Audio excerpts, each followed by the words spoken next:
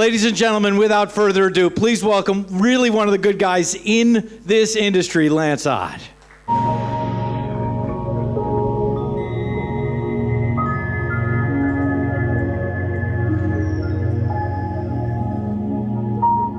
Cheat a little bit.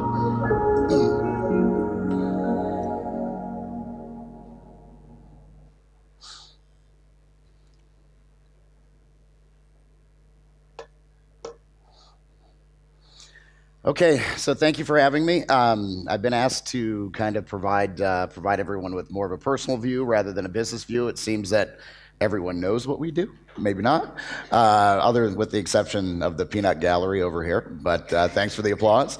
So I am honored and humbled to speak here today. I would like to thank the CannaTech team for putting on such a wonderful event. The atmosphere here is fantastic. It's very lovely, and it's appreciated by myself as well as my team.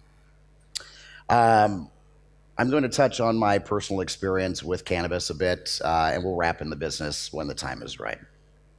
So first of all, why are we here? Why is each of us here? What motivates each of us? Is it personal freedom?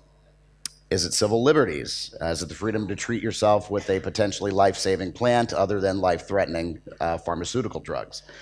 For me, it was more personal. It was medical. I was diagnosed with testicular cancer in 2005. Yes, I was already working in banking, payment processing, in the fintech space, but this is essentially what changed course, or what forced me to change course.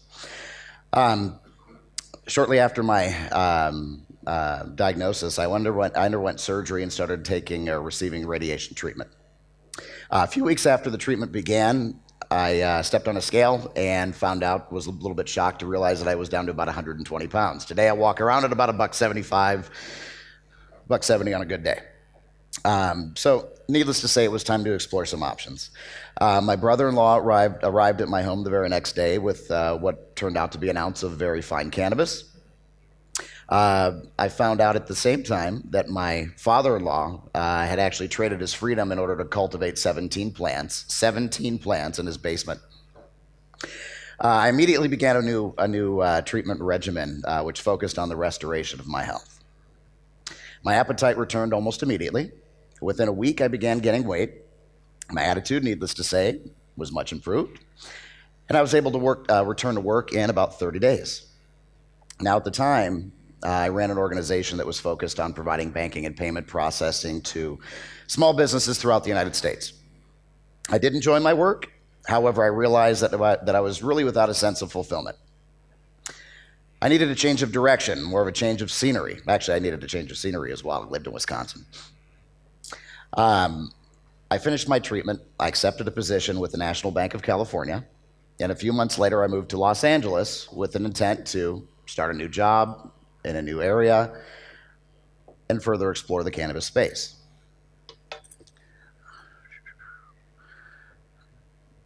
So again, you've probably seen this if you've read the agenda or if you've read any of our marketing material, but I'm going to skip ahead just a little bit.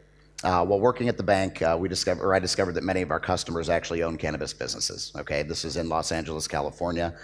Cannabis had been legalized in 1996, and there was a very good, very strong industry in place already.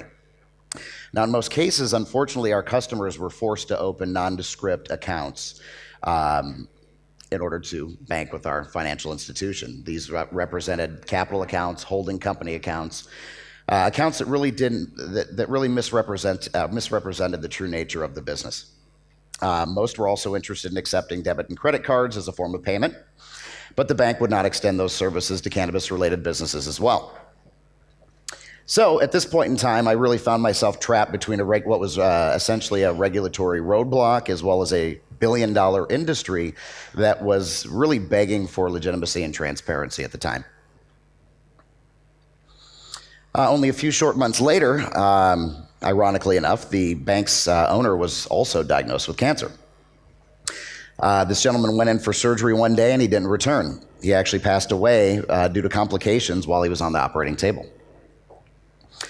The following week, we were informed that the bank would be acquired and our services were no longer needed. So, unemployed, new state, exciting times. I ended up spending 2 weeks doing a bit of soul searching. I knew that the cannabis industry was desperate for solutions to banking, to payment processing, as well as technology. I enjoyed working with passionate people, creative people, interesting people. Banking isn't too exciting at times. These folks were interested in promoting health, personal freedoms, as well as industry. We were starting something new. I wanted to serve what was obviously a vastly underserved industry at the time. So I ended up spending a bit of time at the USA Hemp Museum, which was located in downtown Los Angeles. Did a bit of brainstorming for a couple of weeks. Didn't get much accomplished. Ended up discussing potential options. And in September of 2008, Guardian Data Systems was born.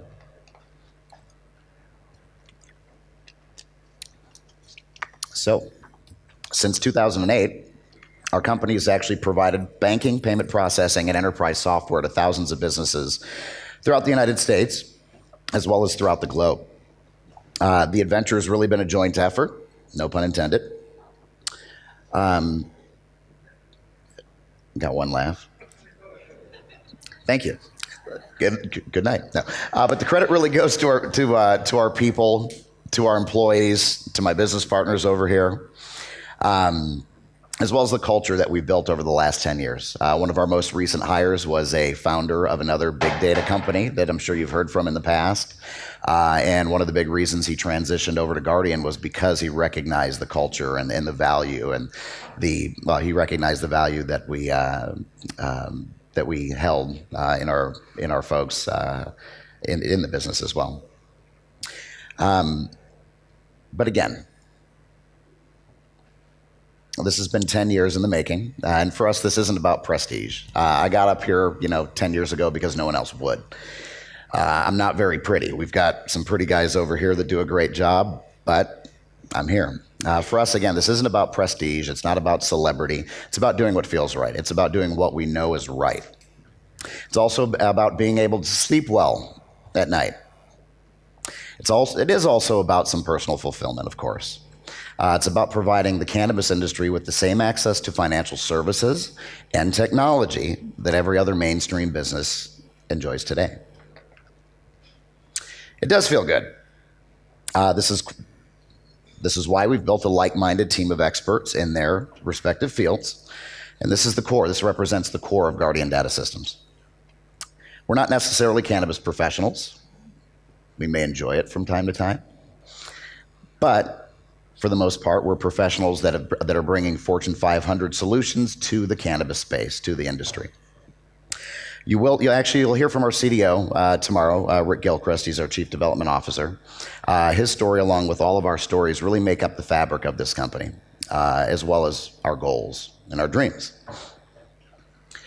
So, to give everyone an idea of what goes on here in my head, I'm actually going to recite a quick poem. My daughter picked it out. Many of you have probably heard it before, but I brought this to my team, my business partner, Brett Taylor.